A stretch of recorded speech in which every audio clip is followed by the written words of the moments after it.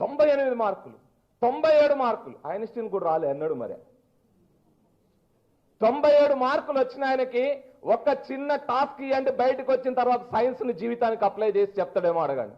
నేను ఇక్కడ Oakridge international స్కూల్లో కేంబ్రిడ్జ్ కోర్స్ చదివే వాళ్ళకి ఆ విద్యార్థులకు ఒక సెమినార్లో పాల్గొంటూ వాళ్ళకు ఒక చిన్న టాస్క్ ఇచ్చిన. ఒక బాటిల్ ఇచ్చి, ఇది ఖాళీ బాటిల్ అని చెప్పిన. అవును సార్ ఖాళీ, it is empty bottle. Yes sir it is empty bottle అన్నారు. సరే కాసేపు అయిన తర్వాత ఇందులో ఏముందంటే ఎయిర్ ఉందన్నారు.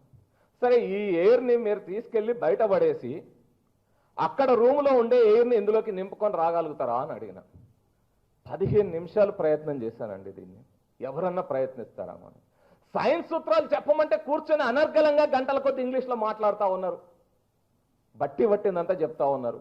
దీన్ని సింపుల్ లాజిక్ ఎక్కడన్నా ఉపయోగించి చేస్తారా అని అడిగాను. జరగలేదు, నాకు సమాధానం రాలేదు. ఉట్నూరు ఆదిలాబాద్ ఏరియాకి వెళ్ళాను. ఆదిలాబాద్ ఏరియాలో ఒక ట్రైబల్ వెల్ఫేర్ రెసిడెన్షియల్ స్కూల్లో కస్తూర్బా గాంధీ విద్యాలయాల్లో ఉండే అమ్మాయిలకి క్లాస్ చెప్తా ఉన్నాను. ఈ టాస్క్ ఇచ్చాను, ఎవరన్నా చేయగలరా అమ్మాయి అని అన్నా.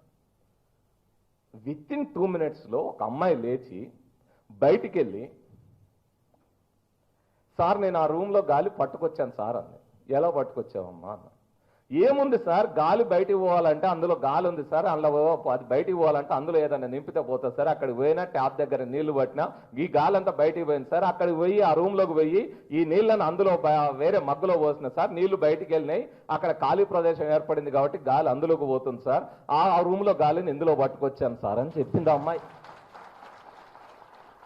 ఇది ప్రజల్లో సహజంగా ఉండే, అంటే నువ్వు నేర్చుకునే సైన్స్ నిత్య జీవితానికి అన్వయించుకోవడం కనుక నేర్పకపోతే ఎవరు తయారవుతారు? చిలక పలుకుల్లాగా మనం నేర్పినట్టే చెప్పే చిలకలు తయారైతే తప్ప, పౌల్ట్రీ ఫామ్ కోళ్లు తయారై తప్ప సహజమైన మానవుల్లో ఉండే ఆలోచన విధానం ఏదైతే మనల్ని ఈరోజు వైజ్ఞానిక మానవులుగా తీర్చిదిద్దిన ఆలోచన విధానం అవుతుందా?